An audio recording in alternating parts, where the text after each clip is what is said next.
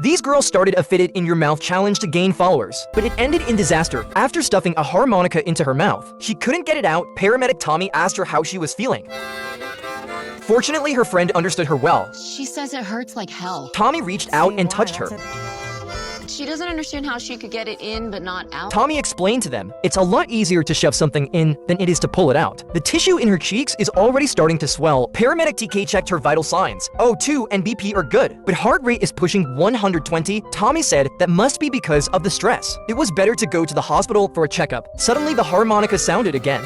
We don't have insurance. We can't afford an ambulance or a hospital stay. Tommy then asked a teammate to bring pliers and petroleum jelly. When she's all lubed up, Tommy was about to proceed the next, but her friend started a live stream. She thought it would be a waste not to take advantage of such a moment. Tommy said go ahead and stream it. Let it be a lesson for your followers. Under the amazed gaze of the crowd, the harmonica was finally removed, but the girl's cheeks still had the shape of the harmonica. A man broke a roadside water pipe with a single hammer blow and immediately called municipal services. This forced an armored truck passing by to change its route. However, the diversion was part of a larger plan as robbers soon opened fire, signaling their attempt to stop the truck. They had misjudged the driver though. He didn't stop intending to ram their vehicle instead, confident in the truck's bulletproof glass. But the robbers were prepared using a specialized weapon that penetrated the windshield. The truck lost control, flipping multiple times before crashing. Fortunately, the security guard in the passenger seat had already managed to call 911. Time wasn't on the robbers' side. They couldn't cut through the truck's reinforced armor fast enough. As flames engulfed the wreckage, the damaged door complicated the rescue efforts. They had to act quickly to save the driver before he suffocated. Paul noticed blood spattered across the window and realized there was a bullet hole. Though the glass hadn't shattered, the team felt around carefully and eventually located the bullet hole. The firefighters began smashing the glass, but despite it being compromised, it resisted their efforts. Even after cracking, the bulletproof glass held firm. At the crucial moment, Clear out! a battering ram finally broke through, and the team used a hook and rope to pry the window open. Unfortunately, the driver's injuries were too severe, and he couldn't be saved. The security guard had also stopped breathing due to smoke inhalation. Fortunately, paramedic Tommy was experienced. She used a small knife to cut a small incision on his throat, locating the trachea. As smoke billowed from the tube, the man finally resumed normal breathing. The captain then handed over the scene to the arriving ranger, whose task now was to track down the robbers. Carlos, one of the rangers, figured out that the robbers had been orchestrating road accidents to redirect armored trucks. Every time they had called 311 to report the problem, the dispatcher was able to pull the records showing all the calls were made from a burner phone by the same individual. Carlos, working with another ranger, identified the caller's accent, which helped narrow down the list of suspects to 6 servicemen. However, their boss was cautious and wanted more solid evidence before making any arrests. To catch the robbers, the team set a trap. They waited for the next emergency call, then they used a fake armored truck to gather the thieves in one place. No one was harmed and the thieves were finally arrested. Firefighters arrived at a burning building. It was a place where a wedding was taking place. A man named David was shouting loudly outside, saying his wife Rebecca was still inside. David ignored his friend's attempts to stop him. He ran straight into the burning building. The firefighters also entered the building to perform the rescue. They then found David, who was frantically searching for Rebecca. The situation at the fire scene was extremely dangerous. Soon they found the room where the victims were trapped. At that point, the victims were coughing uncontrollably due to inhaling thick smoke. David seemed to be in especially serious condition. I got it!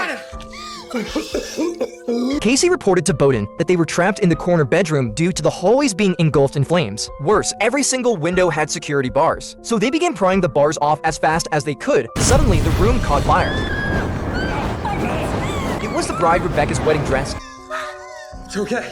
The firefighters cleared out one window. Then the trapped people were rescued one by one. Get back. You got you. The firefighters arrived at a football training field. A man cried out for help, saying the boys had just been running stair drills. The staircase suddenly collapsed, and his son Mitchell fell from 30 feet and was badly hurt. Casey and Kelly entered the collapsed area and found a boy trapped under a heavy bleacher and struggling to breathe. The two tried to lift the stair board, but they couldn't get any torque in the mud. Kelly brought some wooden boards for leverage, and the boy finally started breathing. As they were lifting the stair board off the boy, debris nearly fell on Kelly. The area was on the verge of collapsing, and they had to move fast. Right here.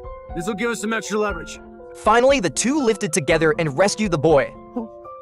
The forest fire suddenly struck after saying goodbye to their parents. All the children in the town were lifted into the jungle by a helicopter carrying a car full of them. Due to prolonged flight, the rear axle of the car couldn't bear the weight and broke. Seeing the car teetering, they had no choice but to choose a clearing and make an emergency landing. Led by Max, the children were quickly transferred to the plane. However, due to severe overloading, the plane couldn't take off at all. At the critical moment, Max opened the rear hatch and threw out everything unnecessary. But this was still far from enough. They decided to dump a ton of spare fuel. After doing all this, the pilot tried to take off again, but each attempt ended in failure. Max nervously watched outside the window, seeing the flames getting closer to the fuel. He knew that if this continued, everyone would die in the fire, so he made a secret decision. He told the children to close their eyes and count to 3, promising a miracle would happen. Sure enough, after the countdown, the plane suddenly lifted. As the pilot cheered, the children slowly opened their eyes, but their expressions showed no joy. It turned out that to give the children a better chance at survival, Max chose to lighten the plane by leaving. The next moment, the relentless flames engulfed him. The nurse was really amazing. She could manually turn the baby's position. Just now, this doctor suddenly felt something was wrong. A pool of water flowed out from below. Her water had broken. During the delivery, Natalie was exhausted, but the baby still didn't come out. Blood pressure gradually rose.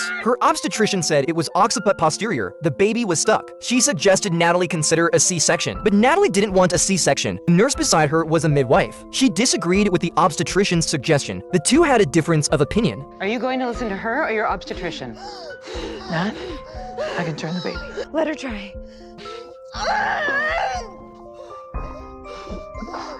From the ultrasound check, the baby's head still hadn't turned. At this point, the obstetrician insisted on a C-section. The nurse decided to try one more time.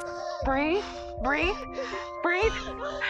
Finally, through the ultrasound check, the baby's head had turned back. She used her last bit of strength to deliver the baby. Unexpectedly, the baby's umbilical cord was wrapped around its neck. The baby was not breathing. On the subway, a boy kept coughing. The paramedic was about to take his temperature. Suddenly, Oh my god. Maya realized something was wrong. She saw the tag on the suitcase. She hurriedly asked where they had been. Bashran, in the Middle East. Maya knew the situation was serious because there was an outbreak in that area. Soon the CDC called. I need you to listen carefully. There's been a serious outbreak of bird flu in Bashran. A hazmat team was expected to arrive in 30 minutes. In the meantime, the paramedics needed to control the situation. At this moment, Jack noticed bloodstains on Maya's neck. She might have been infected. Maybe everyone in the car had been infected too. At this moment, a man in his suit started to get agitated. He claimed he had not been in contact with the boy, and he incited others to leave with him. Just then, Maya angrily scolded them. They might have already been infected with the virus. Going home now would not only be unsafe, but would also infect family and friends. With the paramedics' persuasion, the crowd slowly returned to their seats. At this moment, the man with the fever suddenly coughed violently and then collapsed to the ground. The atmosphere in the car instantly became tense. Seeing this, the man in the suit sneaked towards the door.